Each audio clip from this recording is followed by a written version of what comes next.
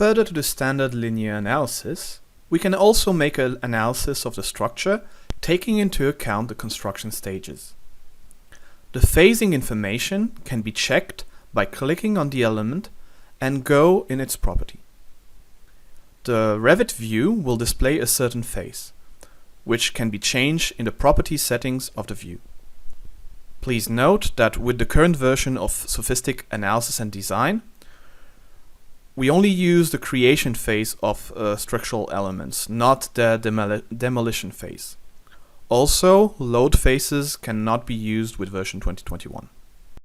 Performing a stage analysis is very similar to the standard linear analysis.